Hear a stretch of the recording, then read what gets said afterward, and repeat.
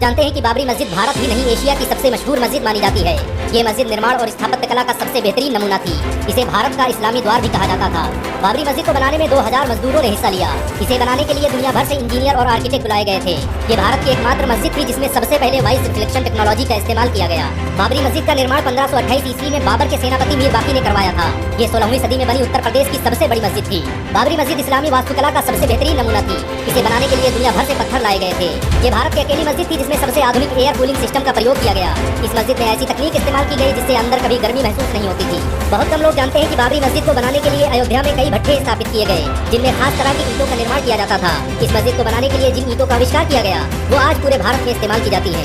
आपको ये जानकर शायद हैरानी हो कि बाबरी मस्जिद कभी अयोध्या की सबसे ऊंची इमारतों में से एक थी। एक समय इसमें पहुंचने के लिए बड़ी बड़ी सीढ़ियों का सहारा लेना पड़ता था। बाबरी मस्जिद में बनी मेहराब 200 फीट ऊंची थी जिसे अजान देने के लिए इस्तेमाल किया जाता था। बाबरी मस्जिद भारत की अकेली मस्जिद थी जिसमें वॉइस रिफ्लेक्शन टेक्नोलॉजी का इस्तेमाल किया गया। बाबरी मस्जिद को इस तरह से डिजाइन किया गया था कि अगर कोई इसके गुंबद के नीचे खड़े होकर बोलता तो उसकी आवाज पूरी बाबरी मस्जिद में सुनाई पड़ती। ये अयोध्या की सबसे बड़ी जामा मस्जिद भी थी। अंग्रेज गवर्नर लॉर्ड विलियम बेंटिक भी बाबरी मस्जिद की तारीफ किए बिना न रह सका। इतिहासकारों की माने तो मीर बाकी ने बगदाद से वजू करने के लिए एक आधुनिक वाश बेसिन मंगवाया जिस पर खड़े होते ही पानी निकलने लगता था। ये वाश बेसिन कई सालों तक बाबरी मस्जिद में इस्तेमाल किया जाता रहा।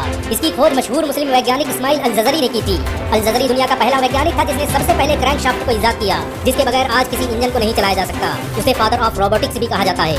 3 गुंबदों पर बनी बाबरी मस्जिद में एक कुआं भी मौजूद था जिसे शिफा वाला कुआं कहा जाता था। ये कुआं बाबरी मस्जिद के शहीद होने से पहले तक पानी देता रहा। 19वीं सदी तक इसे वजू करने के लिए इस्तेमाल किया जाता था। बाबरी मस्जिद के सहन में मौजूद इस कुएं का इस्तेमाल हर धर्म के लोग करते थे।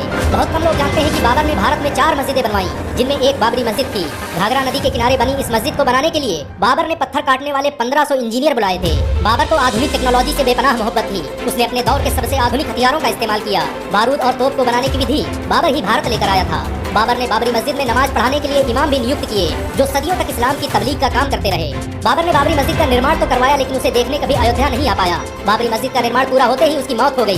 कहा जाता है कि बाबर अयोध्या को मुगल सल्तनत का सबसे ताकतवर केंद्र बनाना चाहता था। यही वजह है कि उसने पूरी ताकत लगाकर अवध रियासत को मुगल सल्तनत का हिस्सा बना दिया।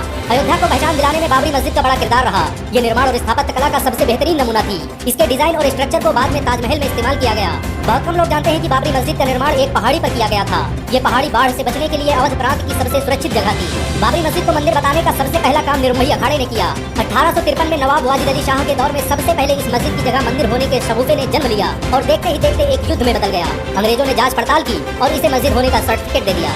आपको ये जानकर शायद हैरानी हो कि तुलसीदास ने अयोध्या में बैठकर ही रामचरितमानस लिखी लेकिन उन्होंने किसी मंदिर को गिराकर मस्जिद बनाने का जिक्र नहीं किया और न ही इतिहास की किताबों में इसका कोई ठोस सबूत मिलता है। जज से लेकर सरकारों ने कई बार बाबरी मस्जिद को मुसलमानों का धर्म स्थल बताते हुए ऐतिहासिक फैसले दिए। 1949 में सिविल जज ने बाबरी मस्जिद को मुसलमानों की मिल्कियत बताते हुए कहा कि इस पर मुसलमानों का हक है और ये एक मस्जिद है जिसका निर्माण बाबर ने करवाया था। बहुत कम लोग जानते हैं कि बाबरी मस्जिद में जिस दिन मूर्तियां रखी गई वो जुमे का दिन था। इसी विवाद के बाद फैजाबाद कोर्ट ने मस्जिद में ताला लगा दिया। जिस वक्त बाबरी मस्जिद के साथ ये सब हो रहा था उस वक्त कांग्रेस की सरकार थी। नेहरू ने इस विवाद को सुलझाने के लिए तत्कालीन सीएम गोविंद बल्लभ पंत को आदेश दिए लेकिन उन्होंने नजरअंदाज कर दिया। 1986 में राजीव गांधी ने मस्जिद के कपाट फिर खोल दिए और उसी वक्त राम मंदिर आंदोलन की शुरुआत हो गई। अडवाणी की रथ यात्रा ने सब कुछ बदल दिया। ये रथ जहाँ से गुजरा वहाँ की आबो हवा बदल गई और भारत में एक नई राजनीति का आगाज हो गया। 6 दिसंबर 1992 में अयोध्या में कार सेवा का ऐलान हुआ और फिर चंद लम्हों में 2 लाख कार सेवकों ने बाबर की बनाई इस मस्जिद को धूल में मिला दिया। बाबरी की शहादत भारतीय संविधान का खुला मजाक थी। ये भारतीय इतिहास का काला दिन था। सरकार, अदालत और नौकरशाहों के आंखों के सामने जो हुआ वो अपने आप में एक दस्तावेज है। बाबरी मस्जिद को जिस वक्त शहीद किया गया उस वक्त अयोध्या में धारा 144 लगी हुई थी। बाबरी मस्जिद की शहादत के बाद भारतीय रुपये की वैल्यू अचानक 6% घट गई और महंगाई आसमान छूने लगी। बाबरी की शहादत पर बेरोजगारी इतनी बढ़ी कि आज तक उसे कम नहीं किया जा सका। बाबरी मस्जिद की शहादत के बाद हुए दंगों में भारत को 9000 करोड़ रुपए का नुकसान हुआ। बाबरी मस्जिद भारतीय इतिहास की सबसे विवादित मस्जिद मानी जाती है। इसके केस में 10 लाख से अधिक पन्नों और 2000 से अधिक दस्तावेजों का इस्तेमाल हुआ। बाबरी मस्जिद के शहीद होने के 10 दिन बाद एक इंक्वायरी कमीशन बनाया गया जिसे 3 महीने के अंदर रिपोर्ट पेश करनी थी लेकिन उसने 17 साल बाद अपनी रिपोर्ट पेश की और इस तरह लिबराहन आयोग भारतीय इतिहास का सबसे खराब इंक्वायरी कमीशन बन गया। बाबरी मस्जिद की शहादत के जिम्मेदार लोगों पर केस दर्ज करने में सीबीआई को 1 साल लग गए।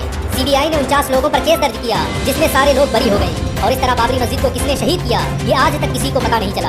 30 दिसंबर 2010 को इलाहाबाद हाई कोर्ट ने बाबरी मस्जिद पर फैसला सुनाया और उसे 3 हिस्सों में तकसीम कर दिया। मामला सुप्रीम कोर्ट पहुंचा तो उस जगह पर मंदिर बनाने का आदेश दे दिया गया। हालांकि सुप्रीम कोर्ट ने माना कि मस्जिद को शहीद करना गैर कानूनी था और ऐसा करने वाले सभी लोग अपराधी थे। मुसलमानों ने देश हित में सुप्रीम कोर्ट द्वारा दिए गए इस फैसले को भी कबूल कर लिया और दूसरी जगह 5 एकड़ जमीन लेने पर राजी हो गए। हालांकि कई मुस्लिम संगठनों ने इसकी पुरजोर मुखालिफत भी की। आपको जानकर शायद हैरानी हो कि बाबरी मस्जिद को शहीद करने वाले बहुत से लोग मुसलमान बन गए। बाबरी मस्जिद पर पहला फावड़ा चलाने वाले बलबीर ने 2 साल बाद अब इस्लाम कबूल कर लिया और अपना नाम आमिर रखा। उन्होंने पूरे भारत में 100 से अधिक मस्जिदें बनवाई। बाबरी मस्जिद भले ही शहीद हो गई, लेकिन उसका इतिहास आज भी लोगों के दिलों में जिंदा है। बाबरी आज भी गर्व से अपने शौर्य और बलिदान की गाथा सुना रही है। अगर एक मुसलमान होने के नाते आपको गर्व महसूस हुआ हो तो इस वीडियो को लाइक और शेयर जरूर